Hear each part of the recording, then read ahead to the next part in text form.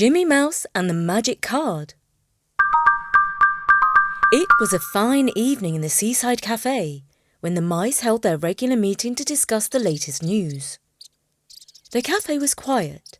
The humans had all gone home, leaving the mice to their important business. Judith Mouse, always sharp-eared and well-informed, began by sharing some news she had overheard from the chatter of customers. How exciting! A new cheese shop has opened on the high street and it's called Expensive. What's expensive mean? Asked Henry Mouse, scratching his whiskers. Oh, it means it's really, really good, piped up Rodina Mouse. And it's really hard to get. Judith glanced at her younger friend with a tiny smile. Rodina always liked to show that she knew almost as much as Judith did, and she often jumped in with her own opinions before Judith had a chance to finish. Grandpa Mouse wobbled his head sagely. Top-notch cheese, hey? Well, it's no good to us if it's locked away behind a glass window. No human's going to let a mouse walk into a shop and buy cheese. But what if we didn't buy it? Suggested Henry Mouse, lowering his voice. You mean steal it? Judith replied, crossing her paws. Rodina nodded eagerly. Well, that's what mice have always done, isn't it, Grandpa? Stealing is it's just what we do, right? Grandpa Mouse nodded approvingly. Stealing cheese is a proud tradition. It's in our nature, like nibbling and squeezing through impossibly small gaps. Judith shook her head. Humans say stealing is wrong. This is what they do instead. They wave a little card over a magic box, enter some mystical numbers, and then they can take whatever they like. They call it paying, and they get rather cross when other humans take things without doing the paying thing. They abide by a rule that says humans can only have things if they pay for them. Well, how are we supposed to pay? Asked Henry. We don't have a magic box or a card. The question went unanswered. No one offered so much as a squeak on the subject of how mice could pay for things. Jimmy Mouse, who was quietly nibbling a crumb of shortbread, suddenly found himself the centre of attention. As usual, all eyes turned to him. I suppose you want me to go to this expensive cheese shop, is it? He squeaked nervously. Of course, said Grandpa Mouse with a wave of his paw. You're our bravest and most reliable mouse, Jimmy. It's your duty. It's not fair, Jimmy protested. Why does everyone always think I'm reliable? Why don't you pick someone totally unreliable for a change? But it was no use. As always, Jimmy ended up squeezing himself out of the mouse hole, scampering up a drain pipe and sneaking through a half-open window of the fancy cheese shop. He made his way carefully, darting past enormous wheels of Gouda and stacks of Stilton. As he scurried along, Jimmy stopped in front of an especially rare cheese, a legend among mice in the know, a spicy Dutch nagelkaas. But then his nose caught an even stronger scent right in front of him. There in the centre of the shop, Jimmy spotted the prize, a huge slab of golden cheese labelled Limburger, aged longer for its uniquely pungent flavour. Ooh, Grandpa's favourite smelly cheese! Jimmy's heart pounded as he nibbled through the wrapping, and with great effort he tugged a hefty slice free. He darted back the way he came, hearing only a faint tinkle of a bell as the shop's cat shifted in its sleep. Back at the cafe, the mice gathered around, sniffing the air. The Limburger cheese was smooth and creamy, with a robust aroma, somewhat reminiscent of human feet, that made their noses twitch in delight.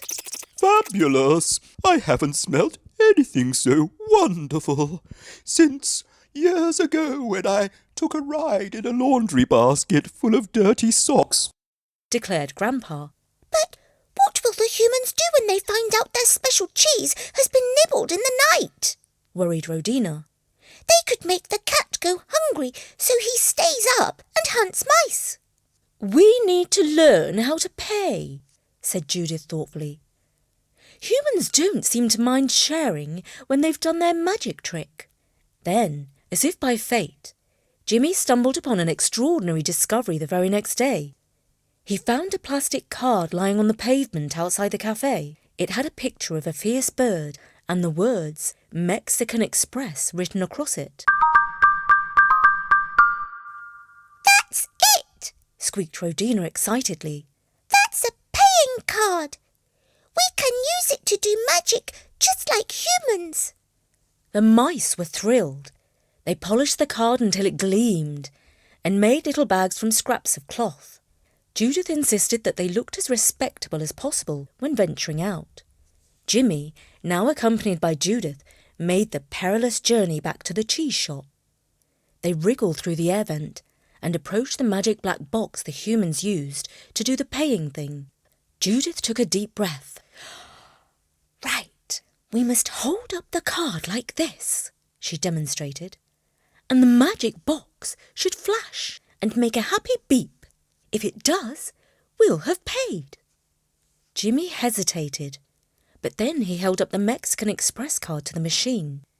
A green light flashed, and the machine beeped just as Judith said it would. The two mice stared at each other in disbelief as the doors of the glass cheese cabinet clicked open. They slipped inside the cabinet and filled their bags with the best crumbs of Limburger, Gouda, and a particularly fragrant truffle-infused brie. Before they left, Judith insisted on looking at the number on the machine. 999.32, she read out slowly. That must be the magic number.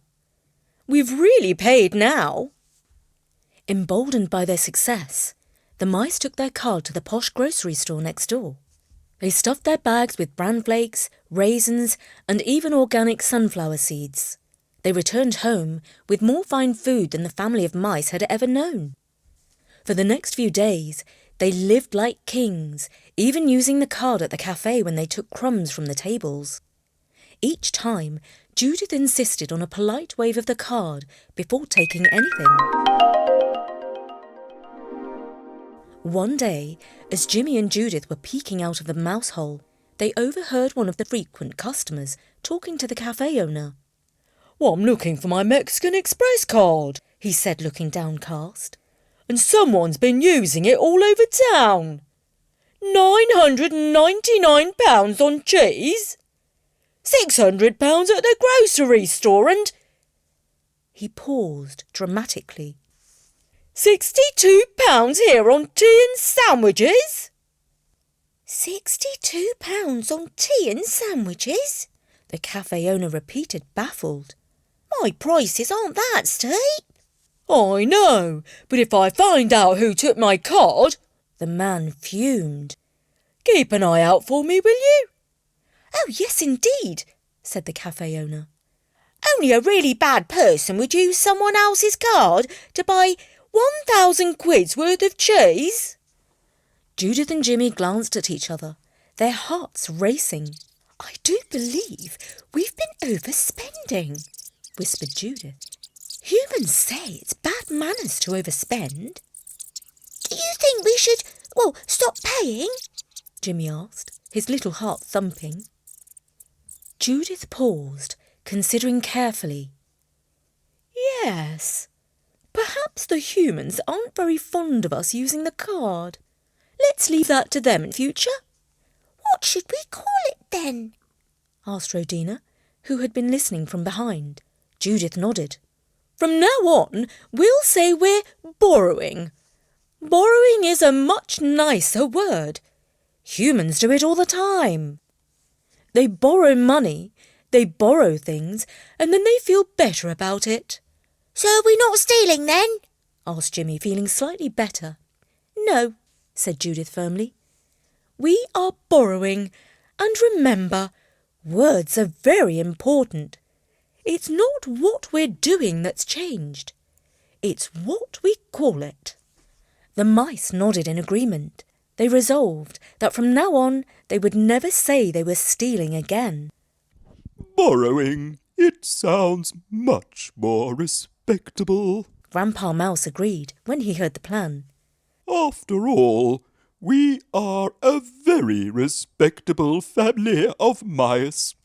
And with that, they happily returned to their normal routine, just doing what mice have always done.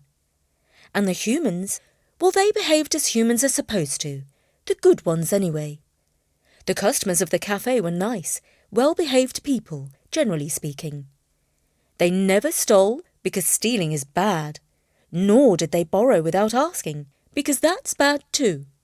Instead, they paid for things with their magic cards and were careful not to overspend, even on the finest and stinkiest things in life, like Limburger cheese.